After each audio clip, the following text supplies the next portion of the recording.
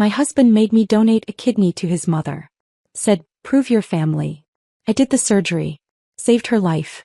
3 days later, still in the hospital, he served me divorce papers. His mother smiled from her bed. Thanks for the kidney. His girlfriend was in the room, wearing an engagement ring. 6 months later, they needed something else. Another organ. They called me desperate. I was still recovering from surgery when my husband handed me divorce papers. 3 days. That's how long he waited after I gave his mother my kidney.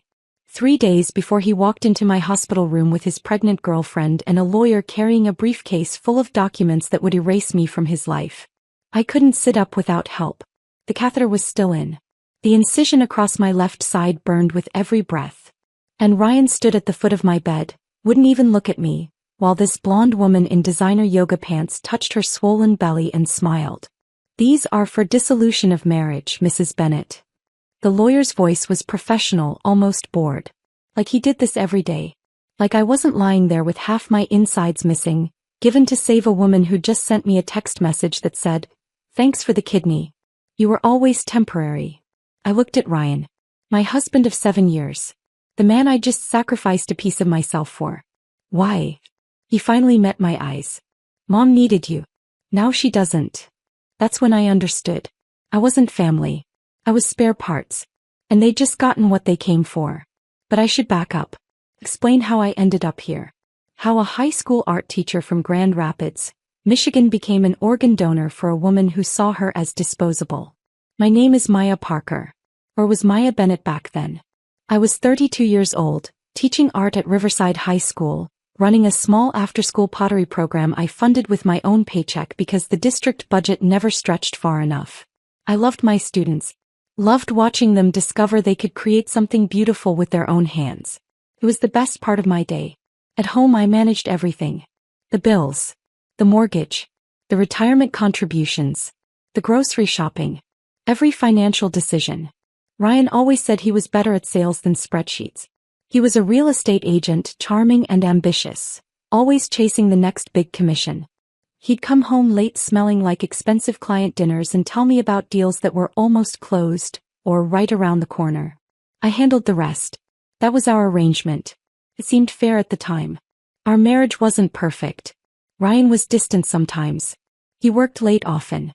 But I told myself that was normal. That's what marriage looked like after 7 years. The passion fades, the routine sets in, you build a life together. Right? I'd been noticing things though. Small things. Our savings account had been shrinking for months. 10,000 became 8, then 6, then 4. Every time I logged in to pay the mortgage or transfer money, the balance was lower. When I asked Ryan about it, he'd wave me off with that easy smile he used on clients. Market fluctuations, babe. My commission structure changed this quarter. It'll bounce back. I wanted to believe him. I needed to believe him. Because if I didn't, what did that say about me? About the 7 years I'd invested in this marriage? Then Gloria called. Late February, a Thursday night. Ryan was in his home office with the door closed. Something he did more and more.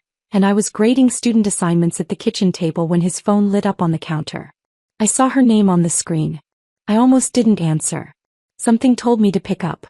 Why, Her voice sounded thin. Fragile. Is Ryan there? He's working. Is everything okay? There was a pause. A breath. Then, my kidneys are failing. Both of them. The doctors say I need a transplant. The room tilted.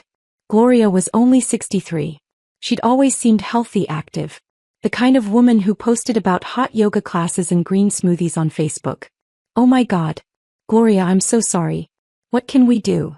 They're testing the family. Ryan, Donald, Michelle. We'll know soon. Ryan came out of his office 20 minutes later. I told him about the call. He nodded slowly, his face blank. Yeah. She texted me earlier. Why didn't you tell me? I needed to process it first.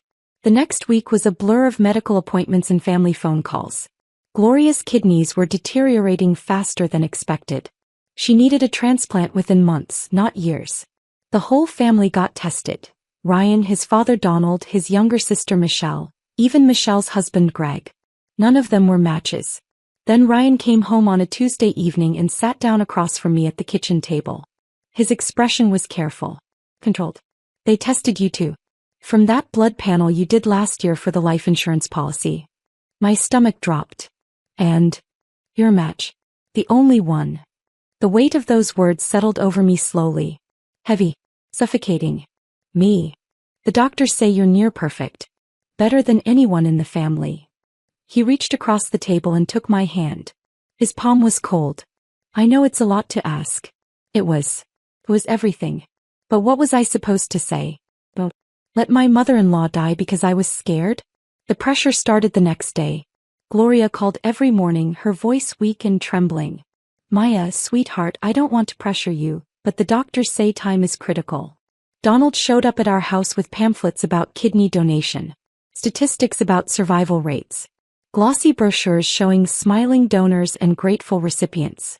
Michelle sent long text messages about family and sacrifice and how much Gloria had done for Ryan over the years.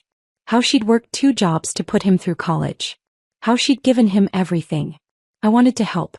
Of course I did. But something felt wrong. Our insurance had gaps I didn't know about. High deductibles.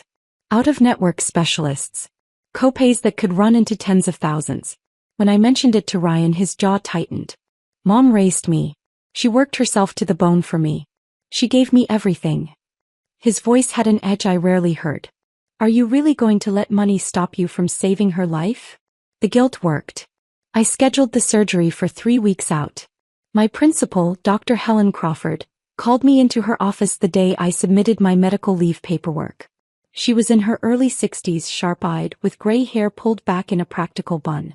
Maya, are you sure about this? I nodded automatically. Yes. Of course. Helen studied me for a long moment. Her expression was hard to read. Organ donation is a beautiful thing. But it's also serious. Permanent. Life-altering. You need to be absolutely certain this is your choice. Not anyone else's. It is, I said, forcing a smile. I'm sure. But I wasn't. That night, I found Ryan in his office again, door closed, talking on the phone in a voice too low for me to hear clearly. When I opened the door, he hung up immediately. Just a client, he said without looking at me. I noticed he wouldn't meet my eyes. The surgery was scheduled for a Tuesday in March. I woke up at 4:30 in the morning, my hands shaking so badly I couldn't button my shirt. Ryan drove me to the hospital in silence. The roads were empty, the sky still dark. I kept waiting for him to say something. Anything. To reassure me. To thank me. He didn't speak the entire drive. In the pre-op room they wheeled Gloria past my bed. I expected her to stop. To say something. To acknowledge what I was about to do for her. She didn't even look at me. Just stared straight ahead, her jaw set, her eyes flat and distant. A nurse patted my arm. You're very brave. I didn't feel brave. I felt terrified. The anesthesiologist leaned over me with a kind smile. Ready? I wasn't. But I said yes anyway. Because that's what you do for family. You sacrifice. You prove you belong. When I woke up, the pain was immediate and overwhelming. My left side felt like it had been torn open and stitched back together with barbed wire. A nurse stood by my bed checking monitors. The surgery went perfectly. Gloria's kidney is functioning beautifully. I tried to feel relieved. I tried to feel proud. Instead I felt hollow. Carved out. Like something essential had been taken and I'd never get it back. Ryan visited that first evening. He stayed 10 minutes. Stood near the door with his hands in his pockets. I need to check on Mom, he said, kissing my forehead without warmth. Then he was gone. I lay there alone, staring at the ceiling tiles. Counting them to distract myself from the pain. 43 tiles. Fluorescent lights humming overhead. The antiseptic smell of the hospital. The beep of machines monitoring my vital signs. I had never felt more alone in my entire life. On day 2, Ryan didn't visit at all. A nurse mentioned he'd been with Gloria most of the day. Your mother-in-law is doing remarkably well, she said with a smile. You gave her a wonderful gift. I tried to smile back. My face felt frozen. On day 3, the nurse came in to check my vitals. Your husband is here. For a moment I felt something like hope. Maybe he was finally here to take me home. To tell me it was over. To thank me properly. Then Ryan walked in. And he wasn't alone. There was a woman with him. Blonde, athletic, wearing those expensive yoga pants and a diamond bracelet that caught the fluorescent light. And a man in a tailored suit carrying a leather briefcase. Ryan didn't sit down. Didn't come close to the bed. Just stood at the foot like I was a stranger. Maya, this is Cassie. And my attorney, Mr. Hoffman. My brain couldn't process the words. I looked at the woman. At the lawyer. Back at Ryan. What? Mr. Hoffman opened his briefcase with practiced efficiency. Professional. Detached. Mrs. Bennett, your husband is filing for dissolution of marriage. He placed a stack of papers on the table beside my bed. These are the documents. The words didn't connect. Dissolution. Marriage. Papers. I looked at Ryan, waiting for him to laugh. To say it was a mistake. To do something human. He wouldn't meet my eyes. Cassie shifted uncomfortably. Her hand moved to rest on her stomach. That's when I saw it clearly. The swell of her belly under her fitted top. 7 months pregnant, maybe more. 7 months. The affair didn't start after Gloria got sick. It started before. Long before. The nurse's phone buzzed on her cart. He glanced at the screen, then at me. Her expression shifted to something I'll never forget. Pity. Pure, devastating pity. Mrs. Bennett, you have a message. From Gloria Bennett. My hands were shaking too badly to hold the phone. The nurse read it aloud, her voice getting quieter with each word. Thanks for the kidney. Ryan will finally get his inheritance now. You were always temporary. The room spun. The machines beeped steadily. Somewhere down the hall someone laughed. I looked at Ryan. Cassie. At the lawyer with his briefcase full of papers designed to erase 7 years of my life. Why? My voice came out broken. Small. Ryan finally met my eyes.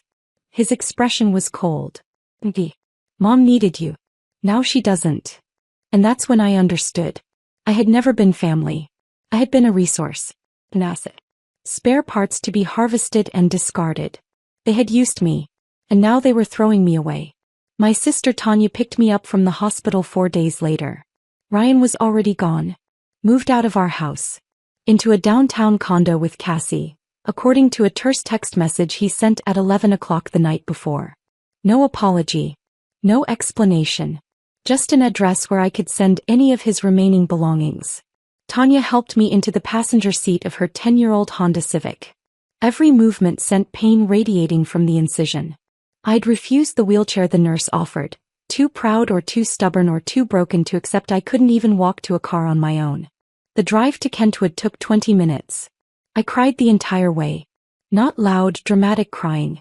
Just silent tears running down my face while I stared out the window at a world that looked exactly the same as it had a week ago. Trees budding with early spring growth. People walking dogs. Kids riding bikes. Everything normal. Everything unchanged. Except me. I was completely different. You can stay as long as you need, Tanya said quietly. She kept her eyes on the road. Gave me space to fall apart without commentary. Tanya's apartment was small. 2 bedrooms, 1 bathroom shared with her 2 teenagers. Bryce was 15, tall and quiet, always wearing headphones. Simone was 17, sharp-eyed and protective like her mother. They'd converted the living room into a makeshift recovery space for me. Blankets stacked on the couch, pillows borrowed from their own beds. A folding table set up with water bottles and my prescription pain medication. We're good at making room, Tanya said, helping me onto the couch. We've done it before. I knew she meant after her divorce 3 years ago, when she'd downsized from a house to this apartment. When she'd rebuilt her entire life on a nursing assistant salary. I should have paid more attention then. Should have learned from her resilience. Instead, I'd been wrapped up in my own marriage. My own carefully constructed denial. The first week blurred together. I could barely move. The surgical incision burned with every breath, every shift of position. I took the pain medication on schedule, but it only dulled the physical pain. The emotional pain was something else entirely. Something no pill could touch. Tanya worked double shifts at a nursing home, 16-hour days that left her exhausted. The kids were at school most of the time. I spent hours alone staring at the TV without actually watching anything. My mind kept replaying that hospital room scene. Ryan's cold voice. Cassie's pregnant belly. The lawyer's indifferent tone. Gloria's text message. You were always temporary. The words looped in my head like a song I couldn't stop hearing. Over and over. A nightmare I couldn't wake up from. Simone came home from school one afternoon and found me crying on the couch. She didn't say anything. Just sat down next to me and held my hand until I stopped. 2 weeks after moving in, I forced myself to open my laptop. I needed to face reality. Check the bank accounts. Pay bills. Figure out what was left of my life. What I found was devastation. Our joint checking account had $143 in it. Our savings account showed a balance of 0. Completely drained. Then I saw the credit cards. 3 of them in my name. Cards I didn't remember opening. All maxed out. I clicked through the statements with shaking hands. Charges I didn't recognize. Purchases I'd never made. Cash advances taken out months ago. Total debt, $47,000. I felt like I couldn't breathe. Then I found the second mortgage. Someone had borrowed $95,000 against the equity in our house. The loan documents were scanned and saved in our shared cloud storage. I opened them. Stared at the signature page. The signature looked like mine. The loops of them and P were close enough. But I'd never signed this document. Never even seen it before. Ryan had forged my signature. The medical bills started arriving that same week. Thick envelopes with hospital logos. Gloria's surgery. Post-op care. Medications. Physical therapy sessions. Insurance had covered some of it, but the gaps Ryan had promised to handle were now my responsibility. Total medical debt, $33,000. I made $48,000 a year as a teacher. After taxes, I took home about $3,200 a month. Before the surgery, that had been enough. Barely, but enough. Now it was impossible. The garnishment notices arrived within days. Creditors were coming after me. Collection agencies called Tanya's apartment phone at all hours. I couldn't afford a lawyer. I couldn't afford groceries. I couldn't afford anything. I sat on Tanya's couch at 2 a.m. one night, surrounded by bills and statements and notices, and I finally understood the full scope of what Ryan had done. He didn't just leave me. He systematically destroyed me. 6 weeks after the surgery, I returned to work. I wasn't ready. My body still ached. I'd lost 15 pounds I couldn't afford to lose. Dark circles shadowed my eyes no matter how much sleep I managed to get. But I needed the paycheck desperately. My students noticed immediately.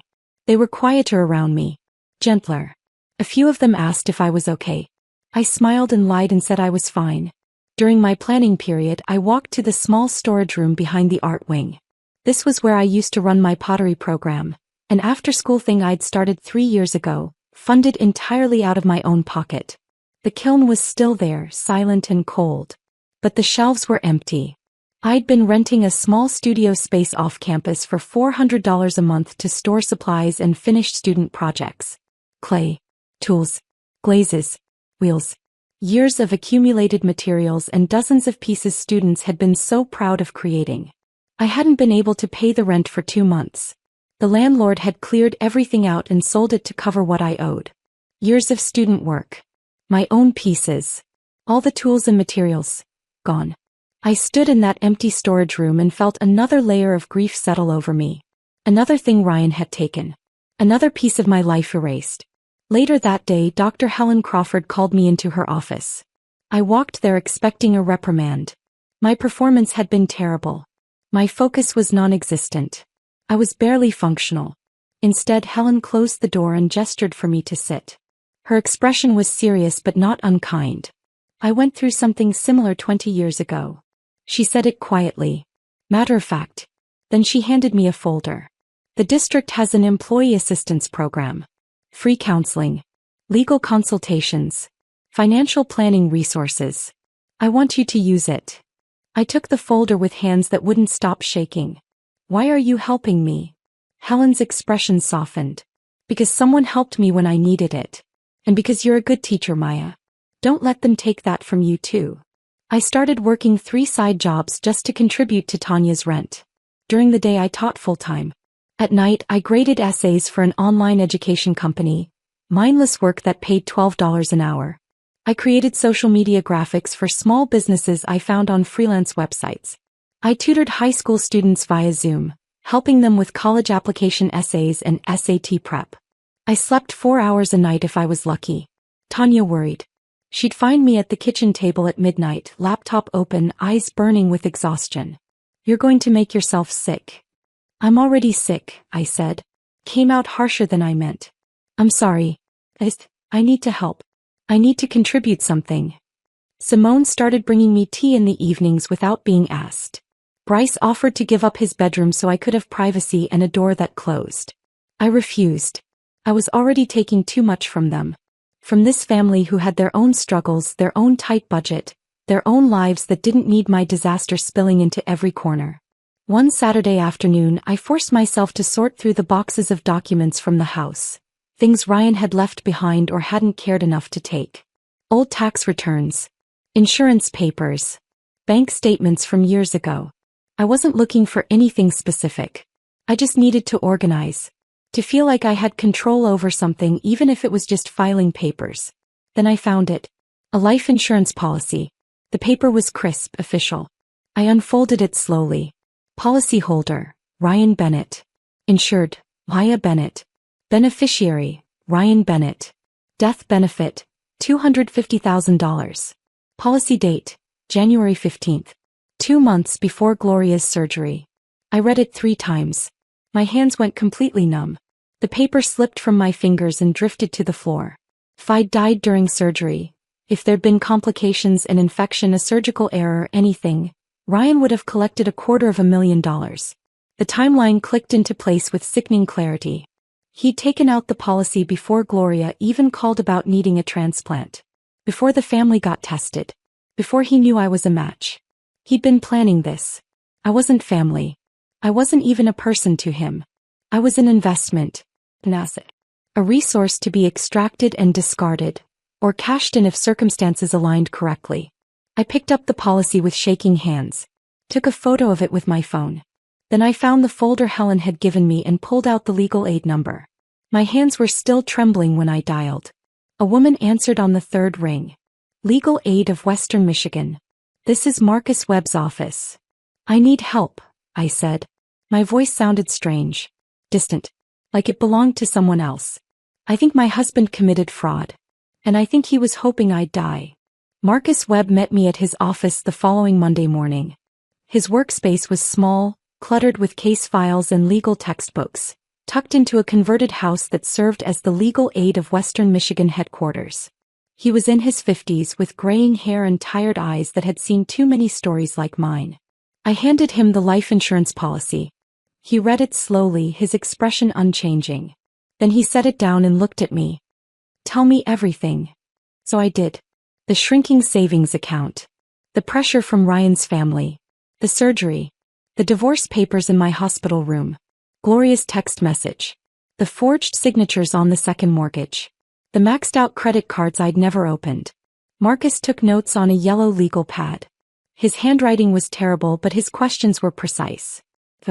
He asked about dates, amounts, who was present when decisions were made. When I finished, he was quiet for a long moment. Then he tapped the life insurance policy with his pen. "This is more than divorce, Maya. This is financial exploitation. Possibly fraud. Can you prove it?" "I can try." He pulled out a blank bankruptcy petition form. "We'll file this with a specific request for investigation. The trustee will look into the forged documents, the fraudulent debts. If we can establish a pattern of exploitation, we might be able to get criminal charges filed." I didn't let myself hope. Hope had gotten me into this mess. "What are the chances?" Marcus met my eyes. "Honestly, I don't know.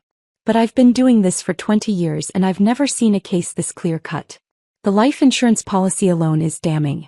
Combined with everything else, we have a real shot." He filed the bankruptcy petition that afternoon. Then he gave me a card for a counselor, Dr. Patel, who worked with the employee assistance program the school district offered. "You need someone to talk to who isn't a lawyer," Marcus said. "Someone who can help you process this." I started seeing Dr. Patel twice a week. She was younger than I expected, maybe 40, with kind eyes and a way of asking questions that made me think instead of just react. She didn't judge. Didn't pity. Just listened. 6 months passed like that. Slowly. Painfully. But something shifted. I was still living with Tanya. Still working 3 jobs. Still buried in debt that garnished my paycheck every month. But I was functioning. Surviving. The bankruptcy was moving through the system. Marcus called every few weeks with updates. The trustee was investigating, documents were being subpoenaed, things were progressing. At school, something unexpected happened. My students rallied around me. I don't know who started it, probably Jada Morrison or one of the other seniors. But they organized a fundraiser. A bake sale during lunch periods. An art auction featuring student work. They raised $800. When they presented me with the check, I cried in front of 30 teenagers. "This is for your pottery program, Ms. Parker," Jada said firmly. "You always funded it yourself. Now we're funding it." It wasn't enough to rent the studio space back. But it was enough to buy clay and basic tools. I started teaching pottery again during lunch periods, right there in the storage room behind the art wing. Kids showed up who'd never taken art before. They sat at makeshift tables and shaped clay with their hands and talked about their lives, their families, their struggles, their dreams. I realized I wasn't just teaching. I was healing them and myself. Then on a Tuesday in October the call came. I was in the middle of teaching a sophomore class, demonstrating watercolor techniques, when my phone buzzed in my pocket. I ignored it. School policy. No phones during instruction. It buzzed again. And again. During the passing period I checked. 7 missed calls. 3 voicemails. All from Ryan. My stomach dropped. I hadn't heard from him in 6 months. Not since Marcus had sent a cease and desist letter regarding any further contact outside of official divorce proceedings. I stepped into the hallway away from the rush of students and listened to the first voicemail. Ryan's voice was different. Tight. Panicked. Stripped of the cold confidence he'd had in that hospital room. "Why? Mom's kidney failed. Infection. They say she needs another transplant immediately. Cassie can't donate. Pregnancy complications. You're still the best match. We need to talk. Please call me back." The second message was longer. More desperate. "Maya, I know you're angry, but this is life or death. We can work something out. There's money from Mom's estate. We can settle the debt, help you out, whatever you need. Just call me." The third message was just breathing. Heavy. Ragged. Then a click. I stood in the hallway, students rushing past me to their next classes, and I felt nothing. No sympathy. No anger. No guilt. Just a cold, clear certainty settling into my bones. I wasn't doing this again. I was about to delete the voicemails when Jada Morrison appeared beside me. She had a hall pass in her hand, probably headed to the library. "Miss Parker, you okay?" I forced a smile. "I'm fine." Jada's sharp eyes didn't buy it. "That didn't sound fine." She nodded toward my phone. "Was that about your ex's mom?" I didn't know how much my students knew. I'd never told them directly about the surgery, the divorce, any of it. But high school kids heard everything. They saw everything. "Yeah. She needs another kidney." Jada was quiet for a moment. Then she said something that stopped me cold. "My aunt donated a kidney to her sister 5 years ago. She said the doctors tested her for everything, blood, genetics, all kinds of stuff. Did they find anything about you?" I frowned. "What do you mean?" "I mean, my aunt found out she had this rare blood thing that made her like a super donor or something. The doctors told her she could help a lot of people. Did they tell you anything like that?" My mind went blank. Then it raced. The donor screening. The endless tests. Blood draws. Tissue typing. Genetic panels. I'd signed so many consent forms I'd stopped reading them. Been poked and prodded and scanned for weeks. The doctors had huddled in conversations I wasn't part of, speaking in medical terminology I didn't understand. But no one had ever sat me down and explained what they'd found. What made me such a perfect match? "I don't know," I said slowly. "They never told me." Jada's expression shifted to something like concern. "You should find out, Miss Parker. My aunt said it was important. Like really important." The bell rang. Jada hurried off to class. I stood there in the empty hallway, my phone still in my hand, Ryan's voicemails still undeleted. That afternoon, during my planning period, I called the hospital and requested my full medical records from the surgery. They said it would take 7 to 10 business days. I gave them Tanya's address and waited. The records arrived a week later. 63 pages. Single-spaced medical documentation, test results, surgical notes, post-op assessments. I sat at Tanya's kitchen table after midnight, everyone else asleep, and read every word. Most of it was technical jargon I didn't understand. abbreviations, numbers, medical codes. But buried on page 47 in a section labeled Donor Compatibility Assessment, I found it. Patient exhibits rare HLA haplotype configuration, B57-01, DRB103-01, DQB1201, with extraordinary cross-match compatibility across multiple tissue groups. Universal donor potential noted for specific recipient populations. Genetic profile flagged for National Registry consideration. Recommend follow-up counseling regarding donation implications.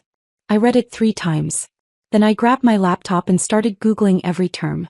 HLA haplotype, cross-match compatibility, universal donor potential. What I learned made my hands shake. I wasn't just a match for Gloria. I was a potential match for dozens, maybe hundreds of people with specific rare tissue types. My genetic makeup was medically valuable. Exceptionally rare. The doctors had known this. They documented it, flagged it, recommended follow-up counseling. No one had ever told me. Ryan didn't just marry me. He married a medical goldmine, a walking organ bank. And Gloria didn't just need me. He wanted to keep me in the family as insurance, as a backup plan for future needs.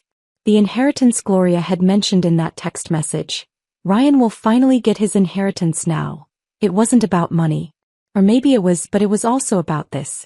About keeping me accessible. About maintaining control over a resource they saw as theirs. Ryan's family didn't see me as a person. They saw me as spare parts. Renewable. Harvestable. I closed the laptop.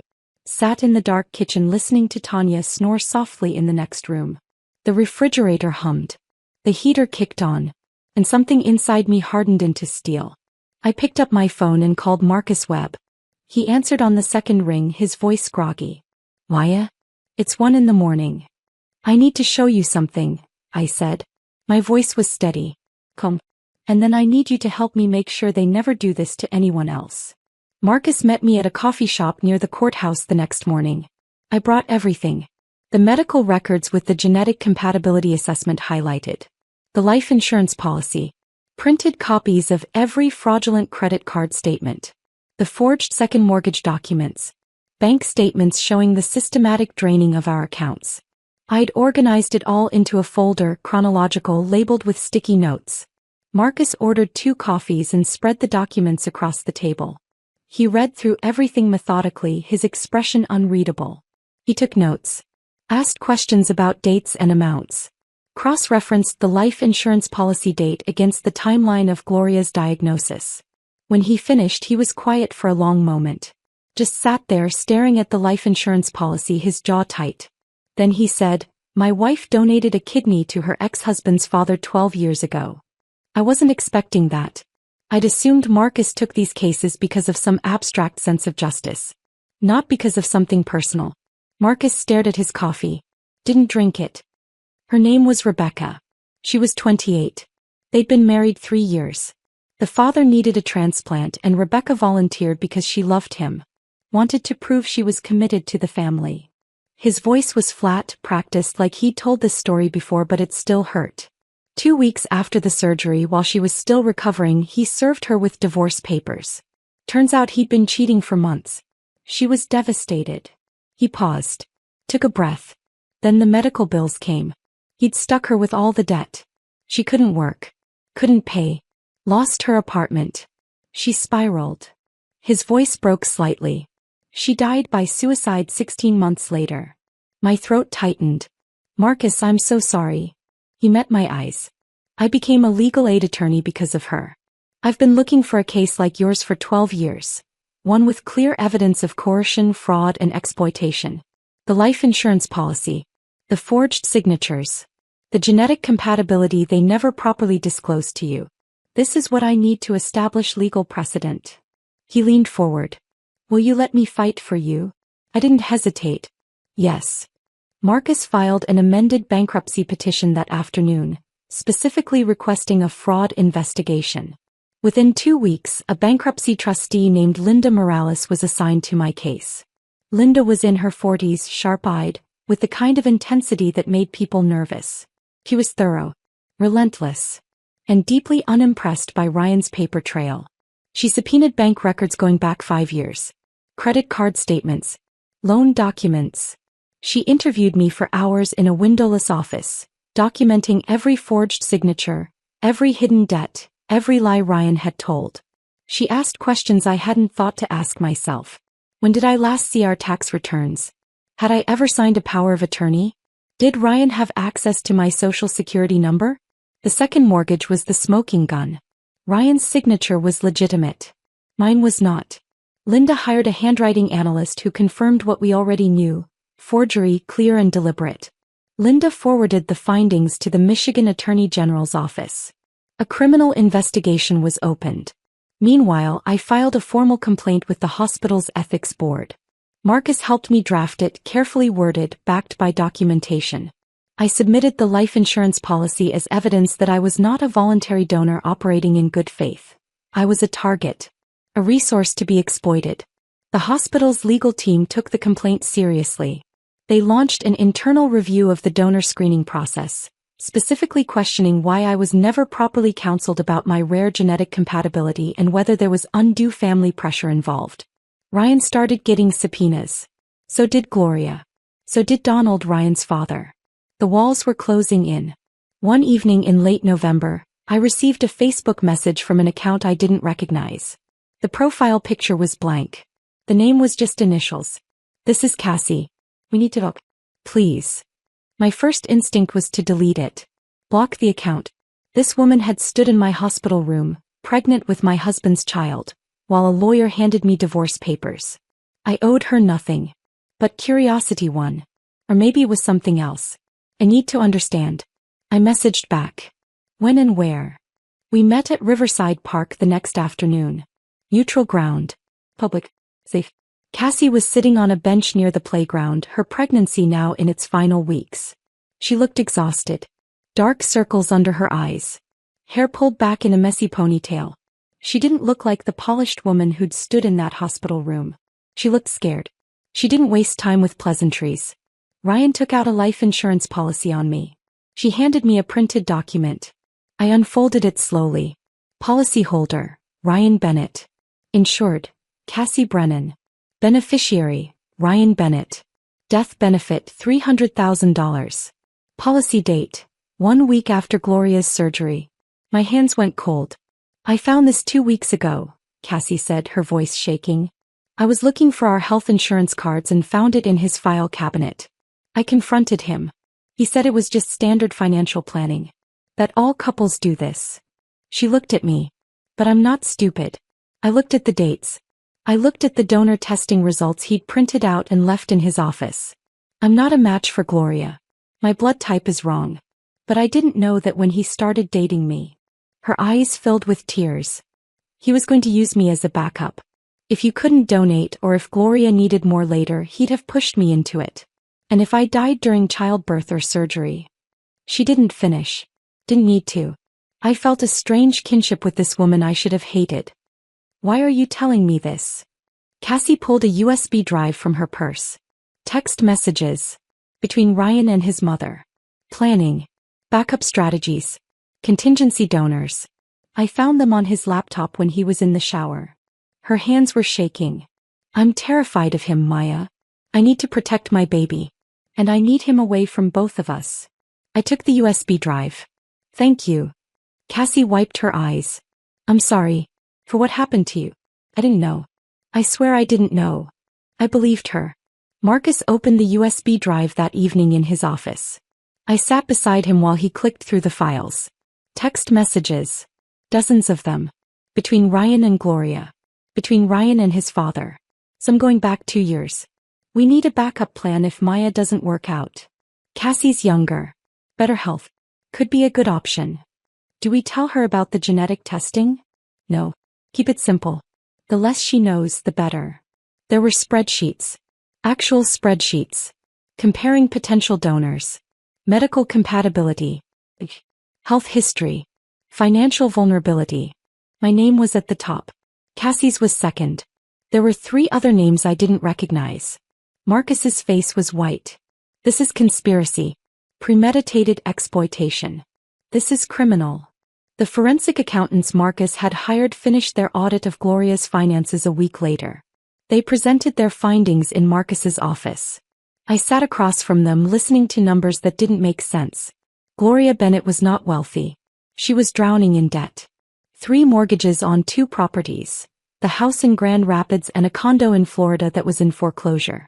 Credit card debt totaling $180,000.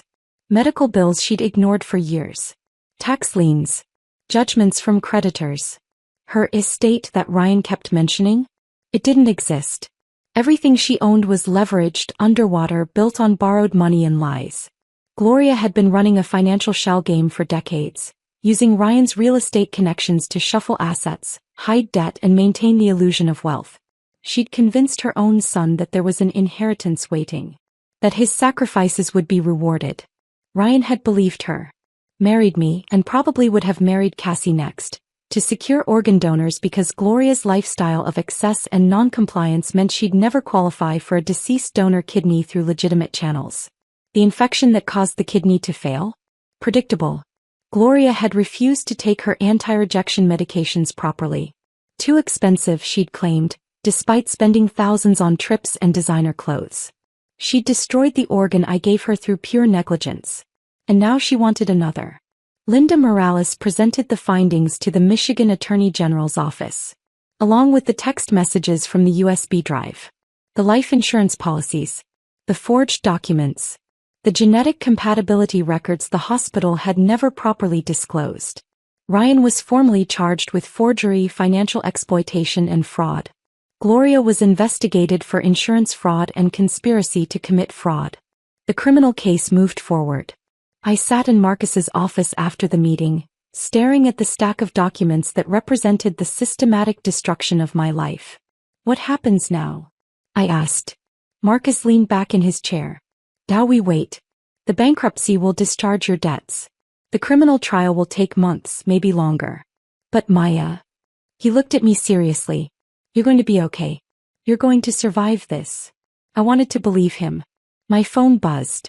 Another voicemail from Ryan. I didn't listen to it. I knew what it would say. More begging. More promises. More lies. I deleted it without opening it. Then I walked out of Marcus's office into the cold November air and drove back to Tanya's apartment, where my niece had saved me dinner and my nephew had left a note on the fridge that said, "You're braver than you think." I wasn't sure if that was true, but I was still here, still fighting, still refusing to give them anything more. That had to count for something. Ryan called me one final time. It was a Friday afternoon. I was in my classroom cleaning paintbrushes after school when my phone rang. I didn't recognize the number, but something told me to answer. I put it on speaker. Marcus was still in the building. We'd planned to meet about the upcoming trial, so I texted him to come to my classroom. He arrived just as Ryan started talking. Why? His voice was different. Broken. Desperate. Stripped of every trace of the cold confidence he'd had in that hospital room. Please. I know I hurt you. I know what I did was wrong. But my mother is dying. He needs you. Just this one thing and I'll never ask you for anything again. We'll settle everything, the debt, the divorce, all of it. I'll give you whatever you want. Please. Marcus stood by the door, arms crossed, listening. I was silent for a long moment. Then I said calm and clear, no. No. Ryan sounded genuinely shocked. Like the concept of me refusing him was incomprehensible. Why, she'll die. That's not my problem. My voice didn't waver. Didn't break. You took my kidney, my money, my home, and my dignity. You forged my signature.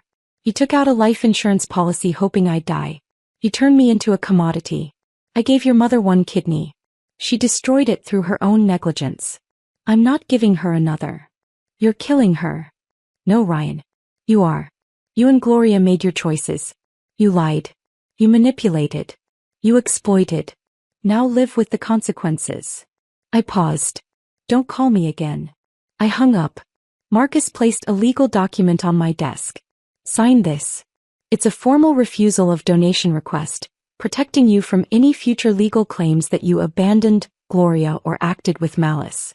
You're asserting your bodily autonomy. I signed without hesitation. 2 weeks later, Ryan was arraigned on fraud charges. He pleaded not guilty.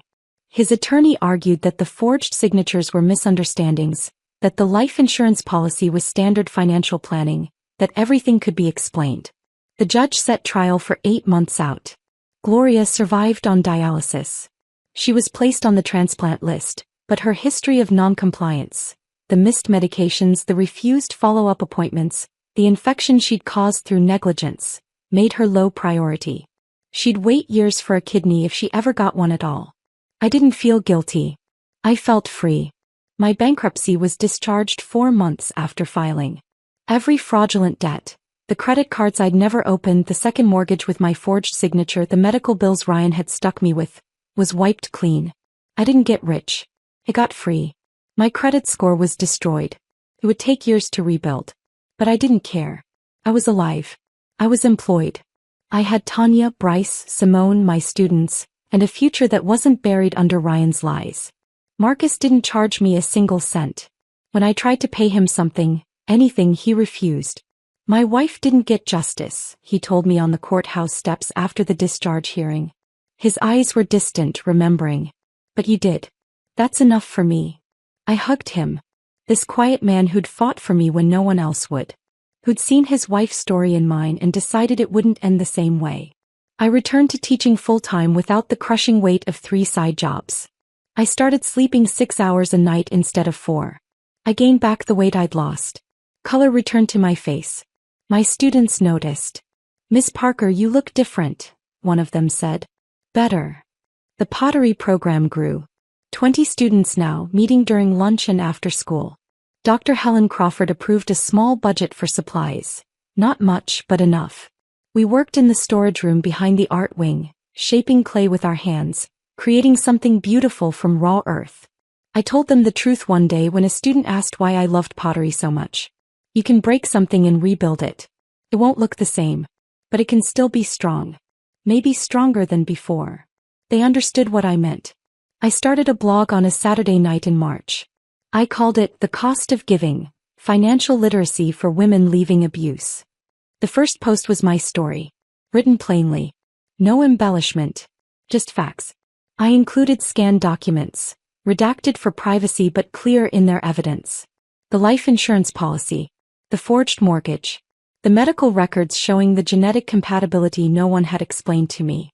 I wrote about the signs I'd missed, the red flags I'd ignored, the coercion disguised as family loyalty, the systematic financial destruction. I posted it at 11 o'clock on a Saturday night and expected maybe 10 people to read it. By Monday morning, the post had 3,000 views. By the end of the week, 15,000. Women commented, sharing their own stories. Some had donated organs. Some had donated money to partners who betrayed them. Some had donated years of their lives to men who saw them as resources to be exploited and discarded. I kept writing. I posted about protecting yourself financially before marriage. Understanding medical debt. Recognizing financial abuse. The warning signs of coercion. Legal resources for fraud victims. Marcus Webb contributed guest posts about legal protections. Dr. Patel wrote about trauma and recovery. Other women sent me their stories and I shared them with permission. Within 6 months, I had 50,000 followers. News outlets reached out. I was interviewed on a local podcast, then a regional radio show. I wasn't famous. I was just visible enough to help people who needed it. Marcus and I partnered to offer free monthly legal clinics for women navigating financial abuse and divorce. We met in the public library conference room. Sometimes 5 women showed up. Sometimes 20. Every single one of them mattered. 2 years after the divorce, I received a letter from the hospital. I opened it at Tanya's kitchen table on a Tuesday morning. The letterhead was official. My hands shook as I read. My rare genetic compatibility had been added to the National Organ Donor Registry, not for living donation but for deceased donor coordination. If I ever died, my organs could save multiple lives. But that wasn't all. The letter explained that my genetic profile had already been used, with my permission, granted through proper consent this time, to match 3 transplant recipients with deceased donors who shared similar rare markers. A single father in Ohio, a college student in Illinois, a grandmother in Indiana. My genetic information had helped save them. I didn't give them my organs. But my existence in the database helped doctors make connections they wouldn't have found otherwise. I read the letter 3 times. Then I framed it. Not because I was proud, though I was, but because it reminded me of something essential. What I gave was my choice now. On my terms. With full consent. With dignity. Jada Morrison graduated that spring. She earned a full scholarship to Howard University for pre-law. At graduation she found me in the crowd and hugged me tight. I'm going to study medical ethics because of you, Ms. Parker. I'm going to protect people like you. I attended the ceremony with Tanya, Bryce, and Simone. We took pictures together, laughing. A family built not from blood but from survival and love. Dr. Helen Crawford pulled me aside after the ceremony. I never told you the whole story, she said quietly. 20 years ago, I donated a kidney to my ex-husband's brother. He divorced me 3 weeks later. I lost everything, my home, my savings, my sense of self. I rebuilt my life by going back to school, getting my doctorate, moving into administration. I recognized you the moment you came back to work after surgery. I saw myself. My eyes filled with tears. You've been mentoring me this whole time. Helen smiled. Someone helped me when I needed it. I'm just passing it forward. That night I went home to Tanya's apartment. Still small. Still cramped. But full of life and laughter and safety. I opened my laptop and wrote a new blog post. The title, What We're Worth. I wrote about Ryan chasing an inheritance that never existed, losing everything in the process. I wrote about Gloria building a life on borrowed money and lies, ending up alone on dialysis with a transplant list that might never call her name. I wrote about myself, losing everything, and building something real from nothing. I wrote, they thought I was worth a kidney, worth a signature they could forge, worth a life insurance payout if I died on the operating table. But they were wrong. I'm worth more than what they could take from me. I'm worth what I choose to give. On my terms. To people who deserve it. To causes that matter. That's the difference between us. That's what we're worth. I posted it. Then I closed the laptop, made tea and sat with Tanya on the couch. We watched a movie. We laughed. Outside, the Michigan winter was brutal and cold. But inside it was warm. I had survived. And survival, I'd learned, was its own kind of revenge. Not the dramatic, destructive kind. The quiet kind. The kind that meant waking up every morning and choosing to keep going. The kind that meant helping others so they didn't have to suffer alone. The kind that meant building a life worth living from the ruins of what was taken. Ryan lost everything chasing something that never existed. I lost everything and built something real. That's what we're worth. If this story of revenge through survival resonated with you, hit that like button right now. My favorite part was discovering Gloria's fake wealth was all borrowed money and lies. What was your favorite moment? Let me know in the comments below. Don't want to miss more empowering stories like this? Subscribe and hit that notification bell for instant updates.